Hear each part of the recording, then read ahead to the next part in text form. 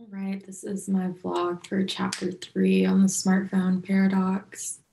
One of the points I found was I agreed that the people were very addicted to their smartphones. It's something that I feel like it's just when you do something daily and you repeat the same thing every single day and you're like feeling lost without it and I don't know what to do and like you don't have access to your phone, like that kind of thing is kind of similar to addiction in a way. So I could kind of see the comparison there. I also saw that the smartphone addiction is a serious and loaded term, and its use has turned into a more of a shameful social indictment than a medical affliction. And I do see that. I can see people assuming being on your smartphone is more like a choice and you can just stop if you want. But I feel like for a lot of people, it's just, it's a habit mostly. But I also do feel like it can become addiction almost like anything else. I just felt like it shouldn't really be dismissed medically, but something that kind of like made me think was how when it says an addiction might be identified as a point where it takes over one's life and many don't see their cell phone use at that point. I feel like people don't really see it as like their cell phone is completely taking over their life to the point that like they're not really able to do like anything else. So most of the time they see it more like an like addition to their life. But I also feel like technology and just like social media and stuff in general has also become like people's jobs and it's like what people do for work. So, and also the medical field weighs like so heavily on like technology and its use in the medical field. So I think that it's kind of more dismissed. Like I wonder if it's, dismissed more medically because they don't want to look bad on technology since it is used so heavily in the medical field as well. But I'm not sure. That was just a thought. And then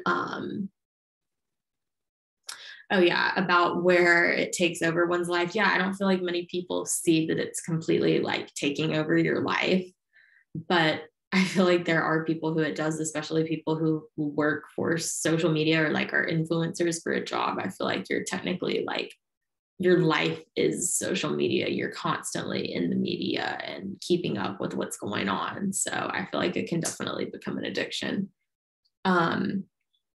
I saw in the text that it was interesting how it said it ranges from a habit to an actual disorder. So yeah, I feel like there can be like a fine line between like a habit and a disorder. But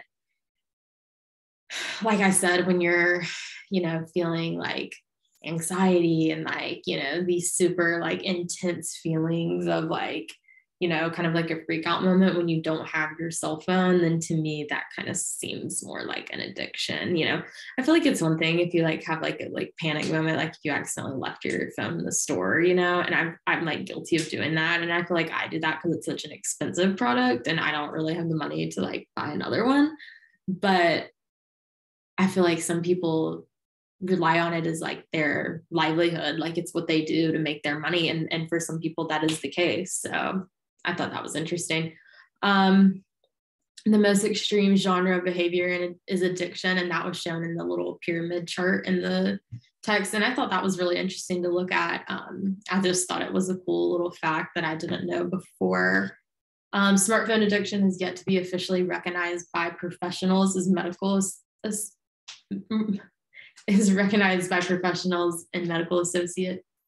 I thought this was really kind of crazy because I feel like there's a lot of medical professionals who, like I had kind of said before, who also rely really heavily on technology. So, I wonder if that could be a reason as to not wanting to recognize it in the medical field. There's a lot of bias in self-diagnosing yourself through websites and things. I did think that was interesting. And I totally agree. It is hard to kind of diagnose yourself with being addicted to your cell phone or just like having it as a habit because there is so much bias out there. Let's see. If we're able to believe that our smartphone behaviors are the direct result of chemical imbalances, it won't take long before a pharmaceutical response is developed. And I thought that was really interesting because I didn't know that that was how it was done for other neurological disorders like ADD and ADHD, which is what it had told us in our text. So I thought that was really interesting because I had no idea.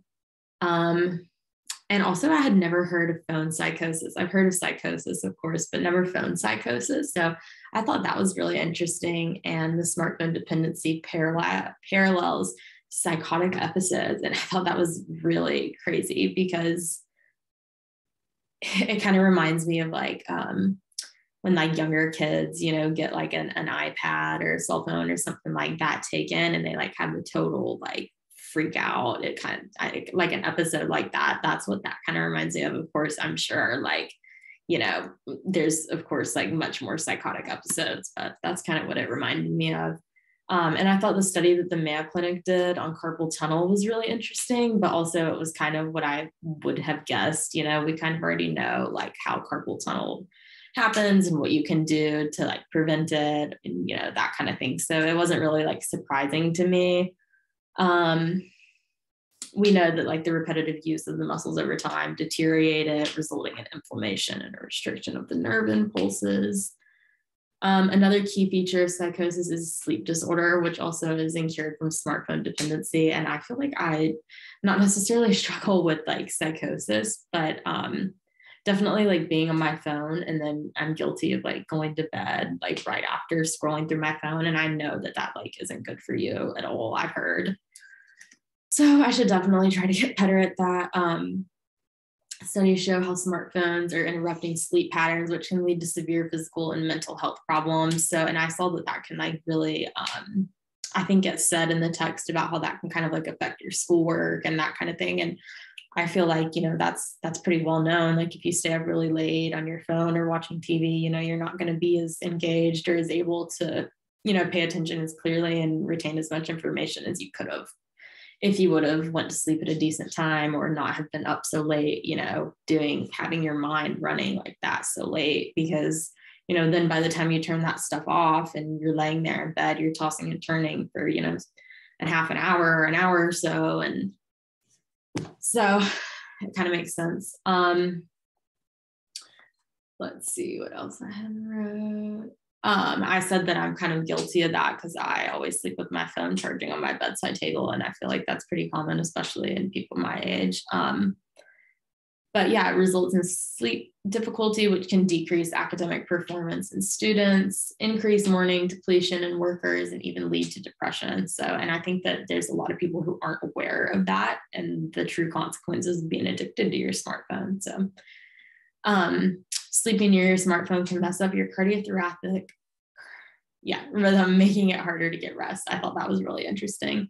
If I even said that right, probably didn't. But the more we pour ourselves into our devices, the more we expect from others. I think society places high expectations on us via social media. And I really do. I think the more that we're looking at our devices and, the more we're expecting from the people around us. So it's just kind of interesting. So yeah, this was some of the details that I found that were interesting from vlog number 3.